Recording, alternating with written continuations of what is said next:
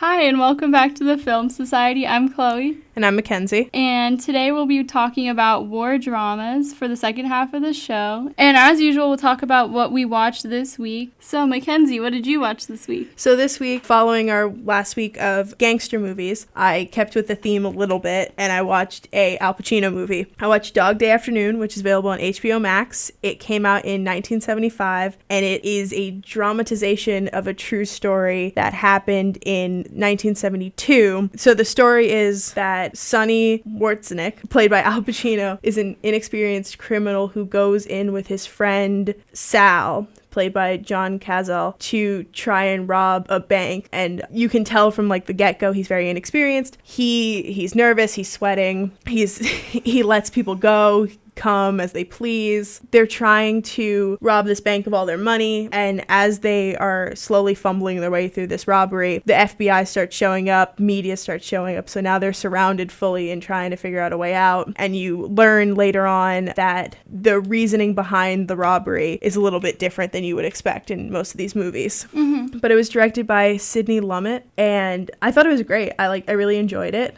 Yeah, I've always wanted to watch it. I had no idea it was on HBO Max. Yeah, it's on HBO Max. The true story, it's almost kind of sweet in a way, because this is obviously a spoiler for the movie, but also it happened in 1972. So no, I need to get on it. It's my bad. you should see it. The reason he's robbing this bank is to pay for his girlfriend's gender reassignment surgery. Wow, I'm surprised with that coming out in 1970. What did you say, 1975? The movie came out in 1975. The actual thing that it's based off of happened in August of 1972. Oh, okay. So in 1972, this guy, Sonny, went in and robbed the Chase Manhattan Bank in Brooklyn. There's rumors around why it happened. Some people say that it was a really bad mob hit. It was badly planned by the mob, but the money was going to go towards his male to female transitioning girlfriend for her gender reassignment surgery so that she could be a woman. Mm-hmm. They ended up getting married, and it was really cute. Oh, that is cute. It was interesting to watch the movie. The funny thing was the real bank robber, so the guy who actually robbed the bank, his name was John,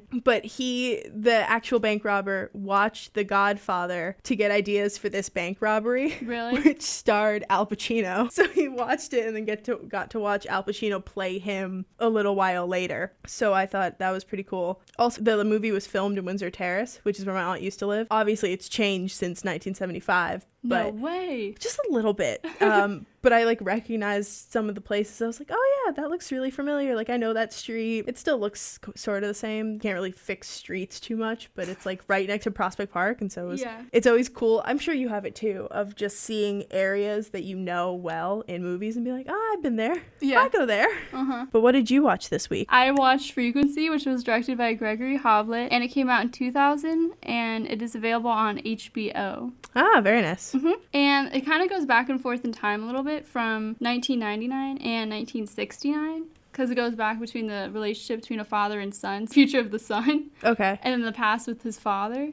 And they're communicating via a ham radio. You know, the future son in the past version of his father. So they were able to do this for this freak phenomenon with the aurora borealis. Oh, very nice. Affected the frequencies. But they're able to communicate to each other via this ham radio. The son, John Sullivan, who's I think he's 36 years old in the future in 1999, who is played by Jim Caviezel. So he's communicating with his father, Frank Sullivan, who is played by Dennis Quaid, and he's trying to tell his father how to avoid his own death. So he's trying to keep his father alive since he found out there's a way to communicate with his past. Interesting. And then he successfully has his father stay alive. That has consequences, obviously, because he altered the timeline. Because he had his father stay alive, it has consequences, is now his mother is actually going to die. Aww. And that's kind of a lot for this dude. It's not fair. He has to, pick Poor one. Poor guy. Gotta pick which parent you like better. He's a cop, and he's trying to figure out how to prevent his mother's murder from this famous murderer that is known in the future.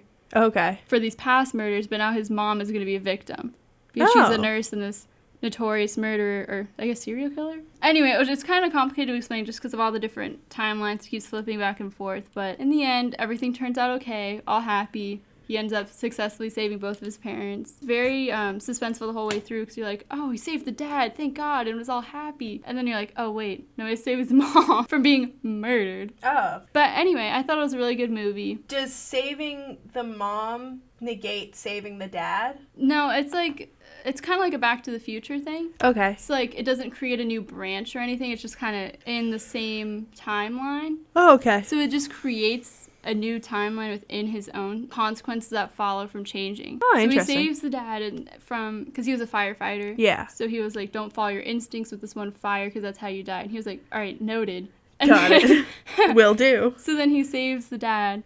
And then I guess there was this one night, because his mom's a nurse. And when I say he, I meant the son. So I guess she was supposed to be at the fire station finding out that, her husband died when she was supposed to be murdered in the first place. So that's why that ends up happening, that she gets murdered once the son saves the dad.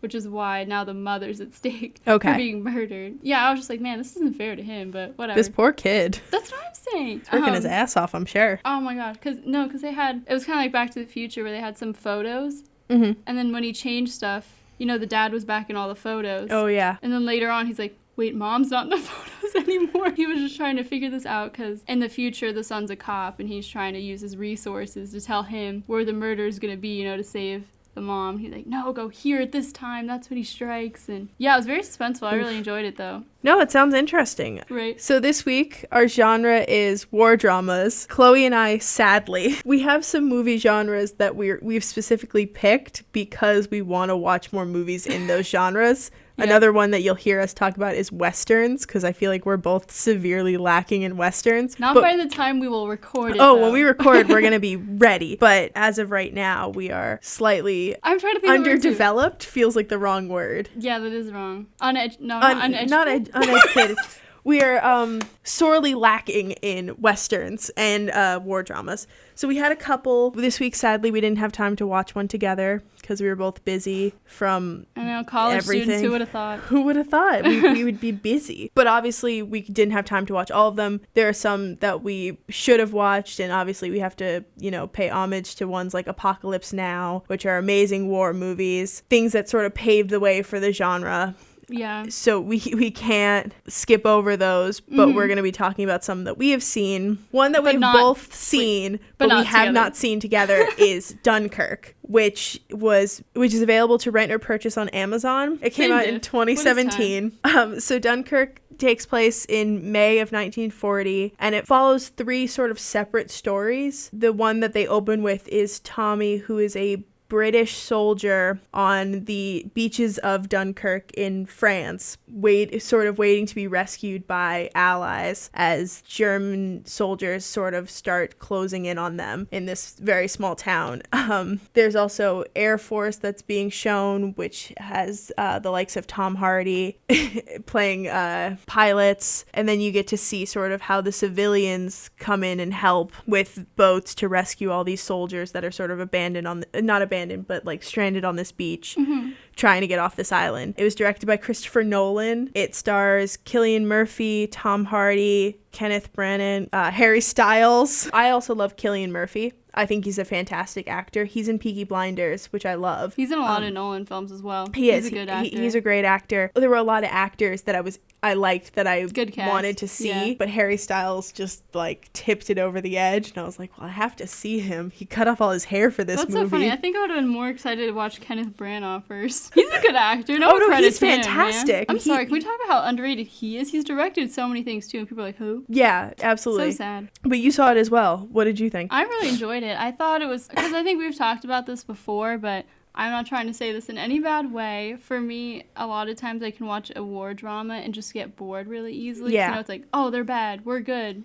Shoot at each other. I'm like, all right. But no, I thought it was really good how it showed the different sides, like how it would pan out to Tommy and what he was going through, like on the ships and whatnot. And then it would go back to Tom Hardy's the pilot and how he was doing his stuff. And like, I liked the different perspectives on a lot of things. I read about that, and it was like a very specific choice on Christopher Nolan's part. Of course. To have the 3 stories unfold at different times. So like the first story started, and then the second story started, and then the third story started. So the first story was finishing, the second story was hitting its like peak, and the third story was just starting. Yeah. So you felt like you were following it, like it never felt dull. And I thought it was an interesting. I always did some research for it. This is Christopher Nolan's shortest film. You know what's funny is that I was watching that, and I mean, obviously it didn't feel short. None of his movies like. It's an hour and 46 minutes. Shortest movie he's ever since his debut. The movie he had done previously was an hour longer. It was Interstellar. So obviously it was an hour longer. Oh, that's probably one of his longest movies. Yeah. But no, it's so funny because I was watching it, I was like, wow, that was like a shorter Christopher Nolan movie. Yeah. I never looked it up after I watched Dunkirk the first time. Because that was probably one of the... Because I watched like most of his filmography, but I think Dunkirk was one of the last ones I got around to. And so it felt like, oh my God, the runtime was so much shorter, but I never did the research on that, so that's interesting. I also just love technical stuff, like the fact that they wanted all the uniforms to look really worn, so they covered them in water and then dried them with blowtorches, and then like did that like a couple times so they could wear the uniforms out. But I just love the idea of some little costume designer just standing there with a bunch of uniforms, just blowtorching them. Have you ever seen The Adjustment Bureau? No. With Matt Damon? No. Oh, there's this one scene. So he's like running for some political position. I mean, it has nothing, but it goes into the same thing where he is making a political speech because he's running for office, and he had nothing else to say, and he's like, and he literally takes off his shoe, and he's like, you know, all of my team tells me I have to have black shoes, they cannot be shiny, because of that I don't get the poor person's vote, but I can't have them too worn because I lose the rich people. So he's like, I pay someone just to specifically scuff my shoes well enough that I don't lose the votes on each side. Wow. Yeah, like that idea of it's a new costume, they've made it for this film, but it can't look new because they're supposed to have been fighting for a while now, so we have to manually make them look old. Yeah. So like it's funny to see like having to manually cause certain scenarios where like I can imagine them just giving people uniforms, be like, hey, go run around in the dirt for hours, go have fun, tackle each other, we have to make these dirty. So I always think that's interesting. So there was an American billionaire who loaned out a bunch of his planes for the movie as well. Yeah. So like a lot of the planes were like original planes from the actual fights. Wow, that's amazing. I think he has one of the biggest collections. The only person who has a bigger collection of like British fighter planes than him is the Queen. And like that's my goal in life. I want to be compared. Her collection was corgis. She's got those too. I want a bigger collection than her of corgis. I want someone to be like, oh yeah, that's Mackenzie. She's got almost as many planes as the Queen. Like I want. How do I get that's there? That's a huge flex. I want to be able to flex that I'm a step away from being the Queen. Like that's where I want to be in life. Yeah, exactly. But so, because a lot of the planes were real, they actually like filmed in the planes for real, because obviously Christopher Nolan is one who cares about like realism and stuff. So what they did was they hooked up cameras to planes. Yeah. And just the front pilot was an actor and the back pilot was like a legit pilot. Mm-hmm. And they had the front one pretend to be the pilot, and they had the back one actually doing it. Yeah. And so like I just think those are so interesting, of just how far do you go to get the shots. They almost lost one of the planes. Oh, really? Because it wasn't like super serious, but the scene where Tom Hardy lands his plane on the beach, love that scene, was real. They like actually landed that plane on the beach with like an actual Spitfire plane from the war, and they landed it, and then it immediately got stuck in the sand. Just straight up was just stuck. Yeah. As the tide was coming in. Perfect. So now this really old plane that they can't make is stuck in the sand, and they have to get it out they have to move it up enough where hopefully either it can take flight or it won't get hit by the tide, because the tide is coming in right now. Mm-hmm. It is coming in at this moment. We have to move this plane right now. So it's just like, how much are you willing to risk to get the shot? Because they almost lost a ton of footage when one of the planes was supposed to sink. Yeah. It had a camera mounted in the plane. Mm-hmm.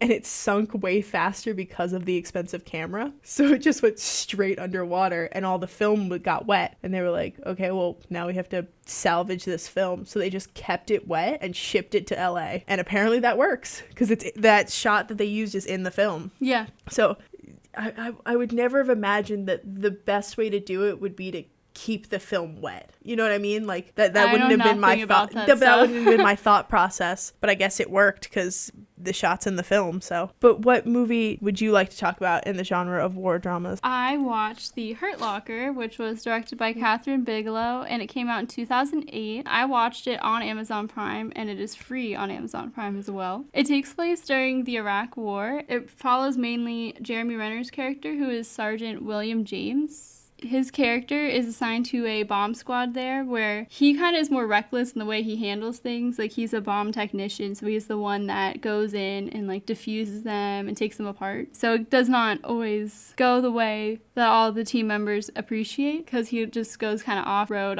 so it kind of can put everyone in danger if he doesn't do what he's supposed to do correctly. Mm-hmm. So it can be a little tense at times, but because of that, they have to get along besides the fact of his, like, reckless behavior.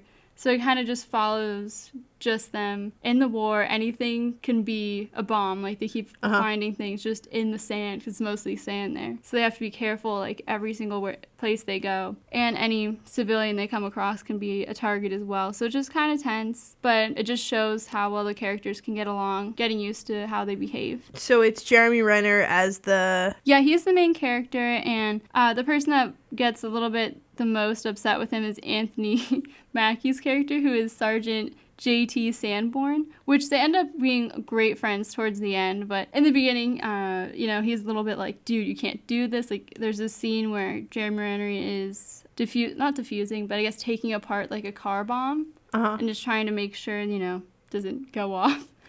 As one does. I mean, with bombs, you don't really want them to go off. And he's like, hold on a second. And, Anthony Mackie's character's like, dude, what are you doing? And he's like, well, if we're going to die, I'm going to die comfortably. And he takes off all his suit stuff. Like, I mean, if it's a bomb, like, I don't know if that's what you should be doing first. And he's like, no, I got to take this off. So he literally just takes off, like, all his gear and everything because, priorities. Good. And then, they all are talking through radios and their headsets. And Anthony Mackie's character is like, dude, what are you doing? And he's like, oh, I can't do this anymore. And he just throws the headset off. And Anthony Mackie's character is like, oh, my God, like, I'm going to kill him.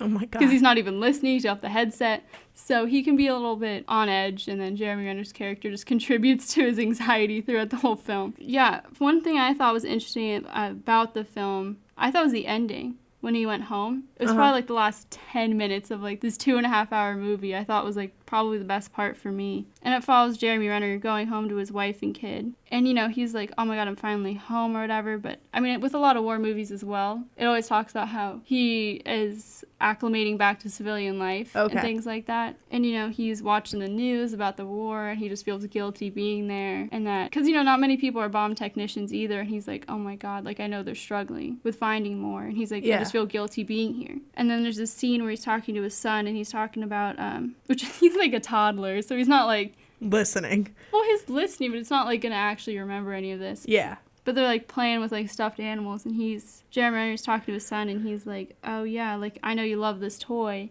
he's like, as you grow older, you'll learn to love less and less. So which is kind of like depressing. That's so sad. Yeah. Don't say that to your kid. Yeah, but I mean, like, it was a very like touching scene, and that really like brought the whole movie full circle, I guess. And he says, here's the quote.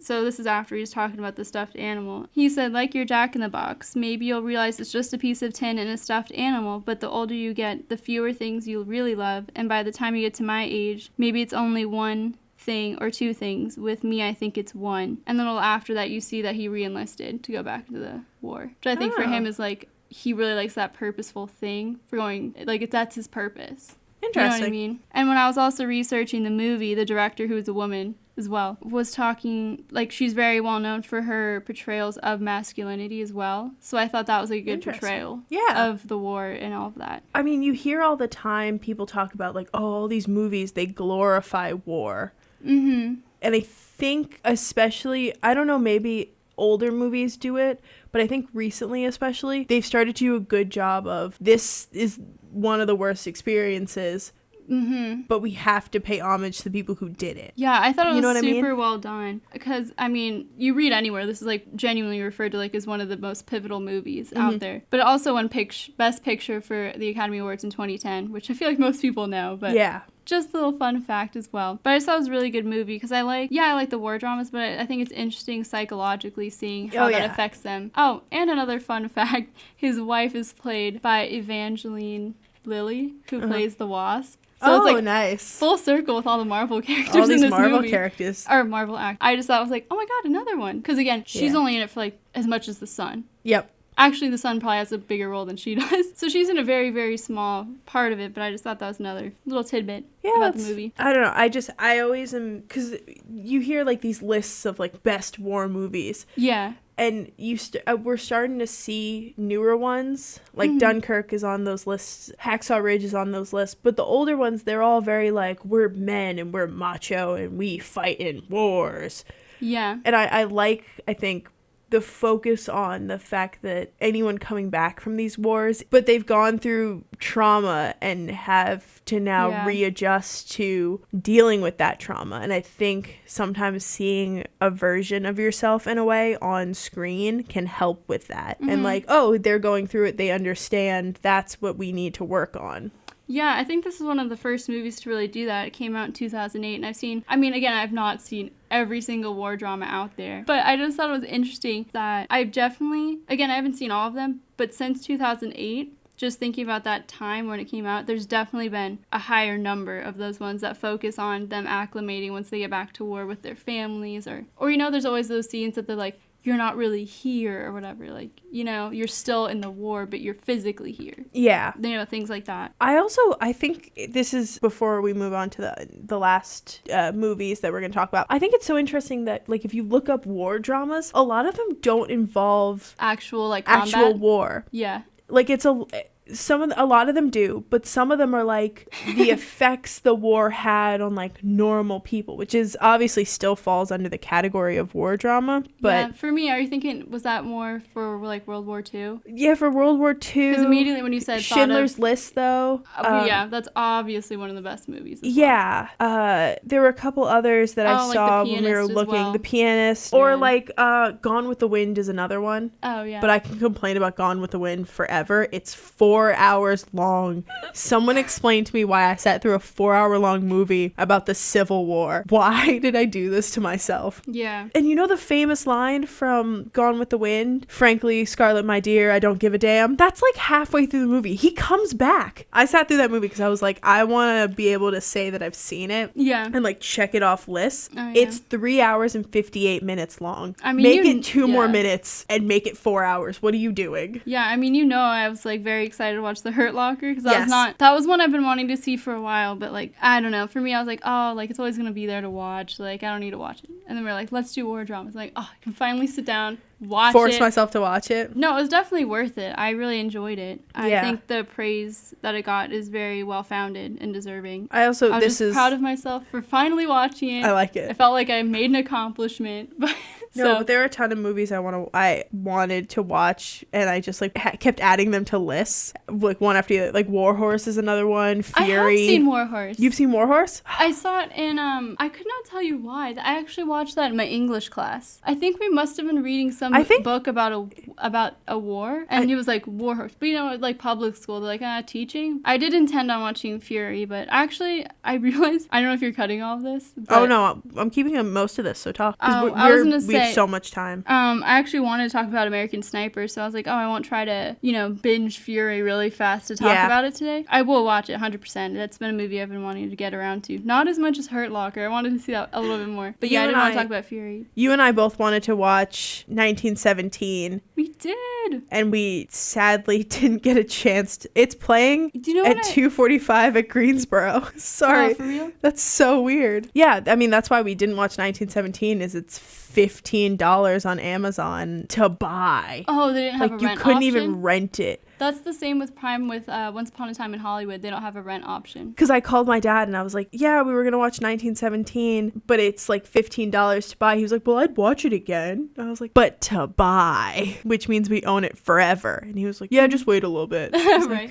thanks, Dad. I knew that. No, I think it'll eventually be on some type of streaming service. Oh, absolutely. That just sucks we weren't able to watch it for this episode. Yeah. But we will watch it. We will Rest watch assured. it. So for my second movie is It's an older one. It's The Great Escape, which came out in 1963. I've got some old movies going on. Good for you, man. We got a good balance here with the old and new. So The Great Escape stars Steve McQueen as the American captain Virgil Hiltz, who's been captured during World War II by Nazis and is put in a German prisoner of war camp with a bunch of other Allied soldiers. And they now have decided not only to escape, but to escape in a way that they bring as many people as possible so that the Nazi forces have to focus on capturing all of them back and will hopefully draw a bunch of troops away from fighting. So they start building tunnels. They spread out like a bunch of tunnels. So I think they build like 4 in the movie so that if one gets found out, it looks like they've been caught so they can keep working on the other 3. So they like try to get one caught so that no one pays attention to the other ones that are going on. And throughout the movie, the first part of the movie is following them like building these tunnels, and a lot of loyalty is tested as people are discovered and get in trouble, and then they escape, and now the problem is staying out of trouble long enough to get to safety and where safety is and knowing who you can trust and who you can't trust. But it's a really great movie. It's a great wartime movie. Steve McQueen has this amazing chase scene with Nazis on a motorcycle where he's riding this motorcycle through like the countryside, and he gets to this giant like 2 fences covered in barbed wire, and he flips his motorcycle over the fences. Steve McQueen was pretty good stunt driver. He drove fast cars. He enjoyed fast cars. He wanted to do those stunts himself, and the movie shut him down immediately. They're like, absolutely not. You are the star. We need you to be in good condition for the rest of the movie. Are you out of your mind? Oh my god, he was Tom Cruise in the past. He genuinely was. He was like, I can do the stunt. Like, I can do the flip on the motorcycle. And they were like, Steve, no, you can't. Because you have to film a couple more scenes. So instead, they brought in Steve McQueen's really good friend, Bud Eakins, who was an actual stunt driver. And they had him learn the stunts like that day, and they filmed. The reason I bring this up is because Bud Eakins is a family friend. My dad's best friend, who lives in Raleigh, that's her dad. So my dad knew Bud Eakins, so we watched that movie. That and like the Blues Brothers, because he was the stunt driver and we could see his name at the end. Stunt driver Bud Eakins, and we'd be like, yeah, we know that guy, just sitting in our house by ourselves like psychos. But it was directed by John Sturges, and it's available on Amazon for rent or purchase. These episodes are getting really expensive and I feel terrible. No, but it's one of those that like when you say war drama, that's like the first one that comes to my head. So I felt almost inappropriate to not at least mention it, and I figured why not use it as my movie. So I highly recommend. It's so fun as well because the soldiers, like, they're clearly, even though like they're all kind of beaten down because they've been fighting, they've written great dialogue for them to be kind of witty with each other and like find humor and make jokes. My dad tells me this every time we watch the movie, which because he's a dad and he just repeats dad the jokes. Same 8 facts. He was like, yeah, so in the war, not only were they like encouraged to try to escape if they were captured, it was like a rule. You had to try to escape. And I'm like, yes, Dad, you've told me this every time we've watched this movie. I know this fact. Yeah. Especially for the British military that was part of this like group. It was a lot of like British and American soldiers. So they were like, it was part of their job description is you had to try and escape. So they were like, well, here we go. Let's try. And if you got captured, you tried to escape again. So they did a great job. I think it was a lot of the real people who are involved in like, because this is based off a true story in a way. It's like a dramatization of a true story. So a lot of the people that were involved in the true story came out and like consulted on the movie to make it as accurate as possible. Oh, okay. While at the same time, there was a lot of stuff they weren't allowed to put in the movie that had happened in real life. Oh, yeah, for safety purposes. They were like, so a lot of stuff had to be like kept super quiet and wasn't allowed to be put in the movie because like it was top secret government stuff, and they were like, yeah, if you put this in the movie, you will get in a ton of trouble. So it was good. I rewatched it a little bit for the episode, and is it long? It's not too bad. It's about 3 hours. Okay. But it doesn't feel like 3 hours. Oh, that's the best. You know a movie's good when it doesn't feel like it's as long as it is. Because I've watched it a couple times, and like because it's set up in like two really distinctive sections. So like it feels like an act 1 and an act 2. And act 1 happens really slowly, but it's well done and drawn out. Act 2 happens really fast because that's once they've escaped. Okay. So like act 1 is more like setting the scene in a way. Act 1 is setting the scene. It's the planning. It's the actual building of the tunnels and stuff. Act 2 is they've all escaped, and now here's what's going to happen. And it all happens. It all feels like it happens at once. So the first time I ever watched The Great Escape, I watched it with my friend, and she and her parents had already seen it, and they straight up ruined the whole movie for me. Like, you know how we joke about spoilers, but we both take spoilers pretty seriously? Yeah, every time a new character would walk on scene, they would tell me how the movie ended for him. Like, oh, he's dead. Oh, he dies at the end. Oh, he gets recaptured. I'm like, oh my God. Stop. I haven't seen it. And they're like, oh, sorry. Oh, that's the one that has the thing happen to him. I'm like, are you kidding?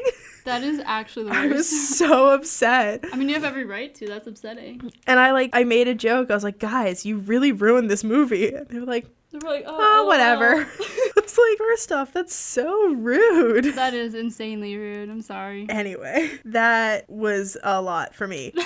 Would you like to tell me about your last movie? Not my movies. Your movie. Yeah, I just directed and starred in it. It's a one-woman show. No, I'm just kidding. Yeah, the movie I'll be talking about is American Sniper, which is directed by Clint Eastwood. It came out in 2014, and it's available for rent or purchase on Amazon Prime. And as I was talking about The Hurt Locker, I realized I was completely on, like, a theme for both of my two movies, because I think American Sniper is totally more about how when he comes home as well. Yep. So it's kind of on that same wavelength.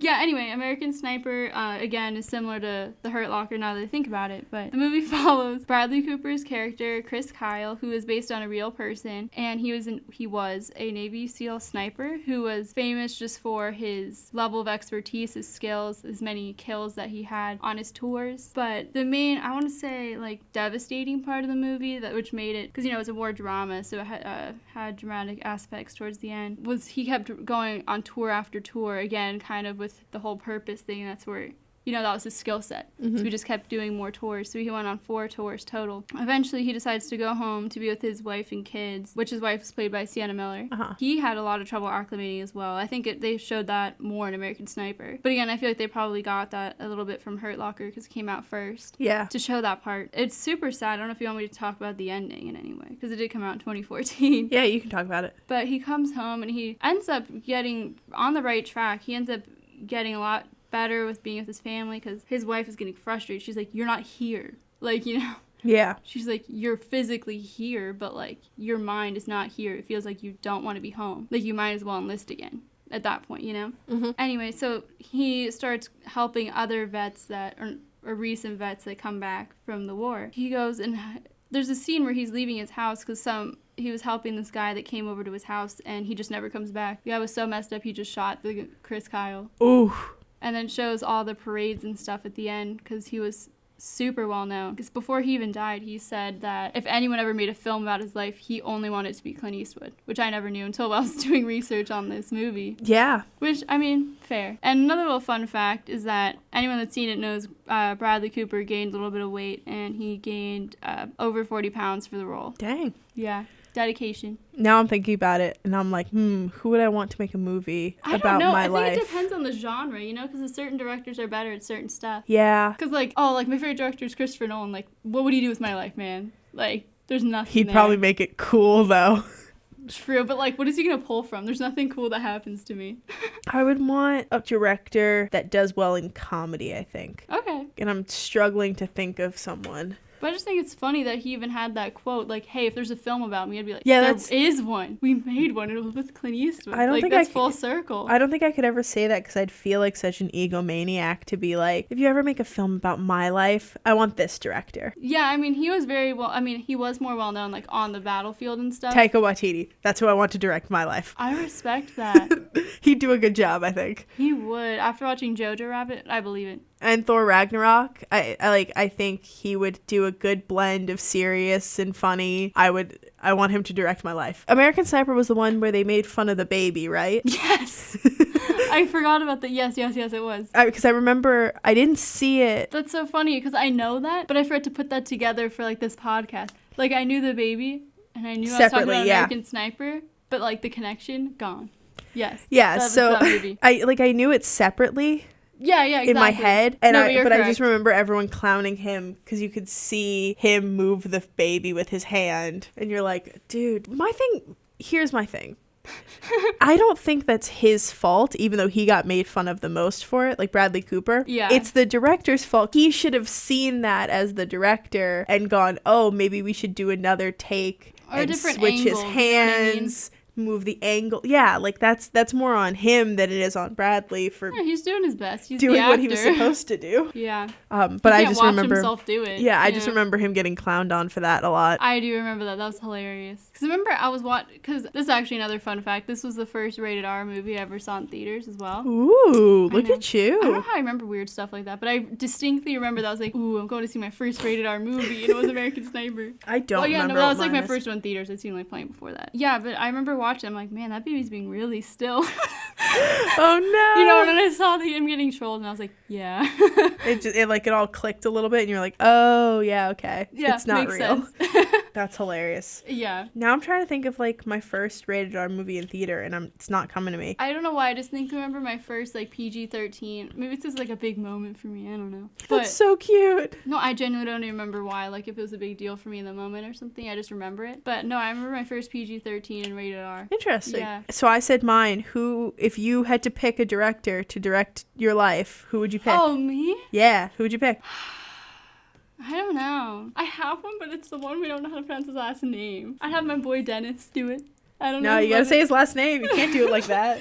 Did you say it was Villeneuve? No, I'd probably have him do it, though. I don't feel like I have enough going on for Christopher Nolan to pull off of, but I feel like at least it would be pretty, because Dennis always has good cinematographers and stuff, so it'd be like a pretty movie. Yeah, I can see that. So I don't really feel like my life is like that much of a comedy. You've got some good moments, I think. Yeah, but there's like, do you know what I mean? There's moments, and then there's an entire film that would be a comedy. I don't think it would be a comedy with just a couple moments in and out, if that makes sense. Yeah, I guess. So for me, I don't think my life is like a A+ comedy. Oh my god, it's so is. How many times did I told you to write a book? Yeah, but like, I don't know. Anyway.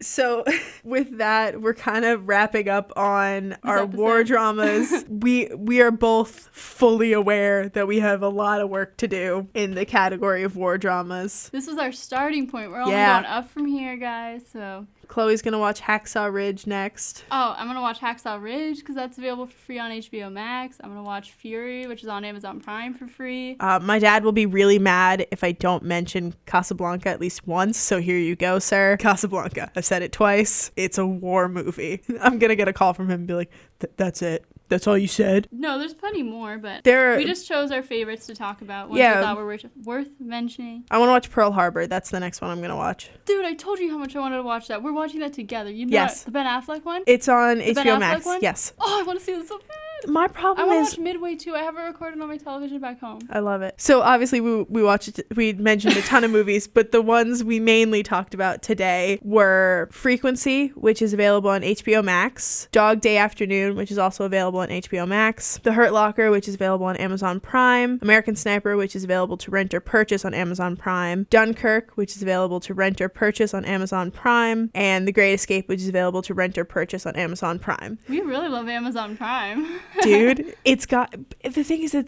everything. That's so true. And for those of you who don't know as well, IMDb has like these free movies in there with some ads.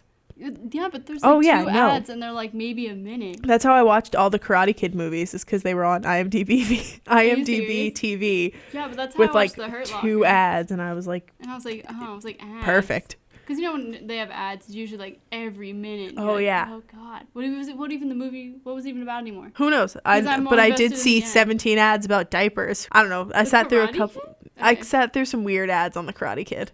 And on another movie. So next week is going to fantasy. Oh, wow, we're in sync. Oh my god. That was like a fantasy. As always, we have been the Film Society. I'm Chloe. I'm Mackenzie. And we'll see you next time. We'll see you next week.